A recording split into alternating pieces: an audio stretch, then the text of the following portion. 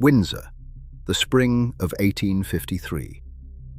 Queen Victoria has just given birth to her 8th child, a boy named Leopold, and by every outward measure, the British monarchy has never been more secure. The largest empire on earth, a husband she adores, a nursery full of children who will one day be married into the thrones of Europe. It looks like the safest bloodline in the world. It is, in fact, carrying something invisible, something no doctor in 1853 has a name for. Victoria will pass it silently to her daughters, and they to theirs, until it has reached into the royal houses of Germany, Spain, and Russia. It will kill little boys in nurseries across a continent. It will help bring down an empire. And it will all trace back to the blood of one woman who never showed a single symptom in her life. This is the story of the disease they came to call the royal disease. How it hid inside the most watched family in the world, and how the queen who spread it may never have understood what she had done. Leopold was Victoria and Albert's 4th son, born in April 1853, and from the start, something was wrong. He bruised at the lightest knock. The smallest cut would not stop bleeding. A bump that left another child crying for a minute. Left Leopold swollen in agony, sometimes bedridden for weeks. The doctors could see it plainly. What they could not do was explain it, and they certainly could not treat it. What Leopold had was hemophilia. In a healthy body, an injured blood vessel clots and seals itself. In Leopold's body, one of the proteins needed to build that clot was missing. So he bled, not always visibly, but internally, into his joints, his muscles, his brain. Every fall was a gamble. Victoria, never the warmest mother, found him difficult, and wrote of him as her plainest, most troublesome child. There is something painful in that now, because his illness was not a flaw in his character. It was written into him before birth, and it had come from her. Before we follow where that blood went, and it went a long way, take a second to subscribe. What you're about to see is a single thread of illness traced through 4 royal families and 3 countries, and that's exactly what this channel is about. The sickness hidden behind the crown, and the human cost underneath the gold. If that's the history you want more of, subscribing genuinely helps these stories reach more people. Here is what made hemophilia so cruel as an inheritance. It followed a pattern nobody in the 19th century could detect. The condition is carried on the X chromosome, though no one then knew what a chromosome was. In practice, that meant women could carry the disease without ever suffering it, and pass it on without ever knowing. Their sons, if unlucky, were born with the full illness and would bleed. Their daughters, if unlucky, became carriers in turn, healthy, symptom-free, and quietly loaded with the same inheritance. So it moved through a family almost invisibly. A perfectly well mother, a dying son, a healthy daughter who looked like proof that all was fine, and who was the very reason it would never stop. For a family whose whole strategy was to marry its daughters into every court in Europe, it is hard to imagine a more dangerous cargo to be carrying without knowing. Which raises the question historians still argue over. Where did it come from at all? There was no history of this bleeding illness in Victoria's ancestry. It appears to begin with her. The most accepted explanation is a spontaneous mutation, a random genetic change that arose in Victoria herself, or in the reproductive cells of her father, who was in his 50s when she was conceived. It cannot be proven with certainty, but the simplest reading is the strongest, a new fault arising in or just before Victoria that she carried without ever knowing, and passed on through a son and at least 2 daughters. The son showed the world what the disease could do.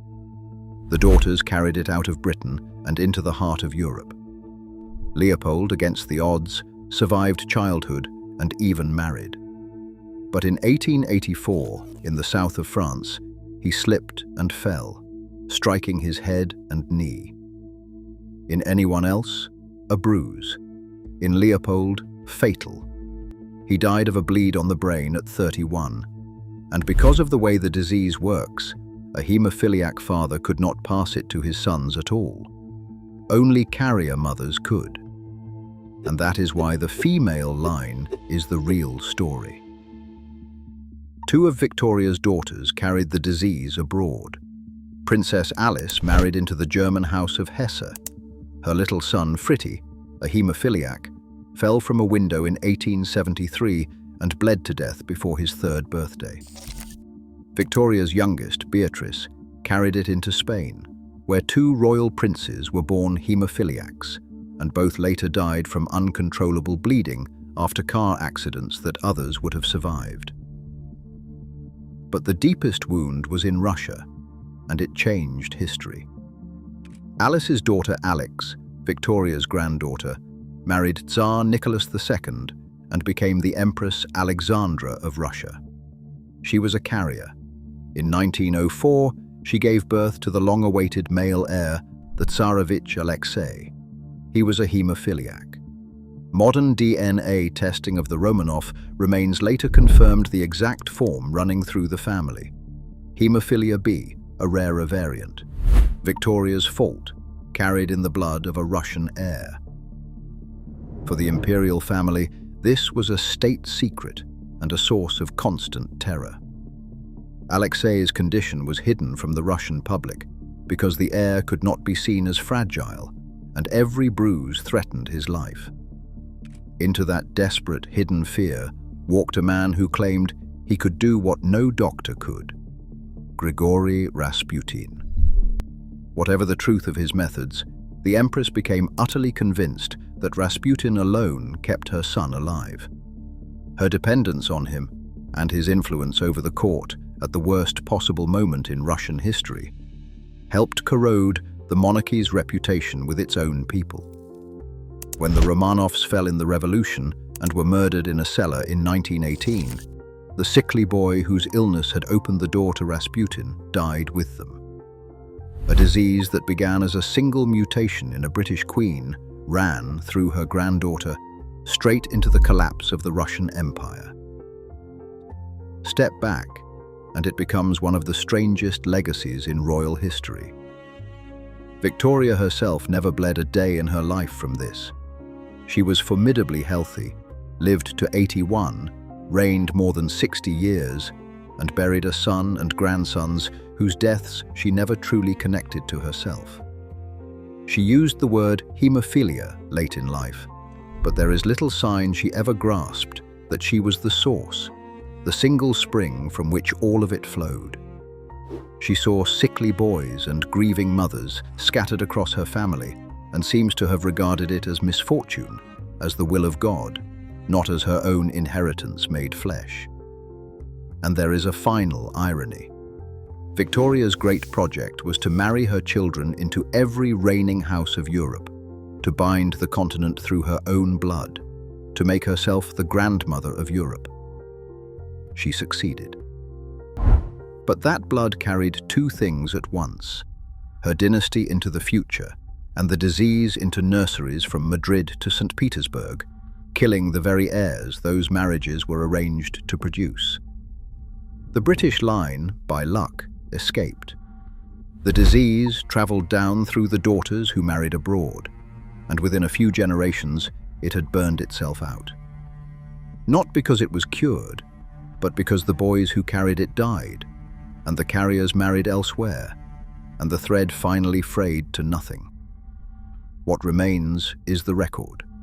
A queen who was never sick, a mutation no one could see, and a chain of small coffins across a continent, all connected by a single, invisible fault in the most famous blood in the world. If this story stayed with you, the next one on this channel goes back to the woman at the very center of it, to Victoria herself, and the 40 years she spent after Albert's death shut away in black. A queen her own country began to wonder if it had lost. Subscribe to keep following these stories, and tell me in the comments if Victoria truly never understood that the disease began with her. Was that a mercy, or the cruelest part of the whole story?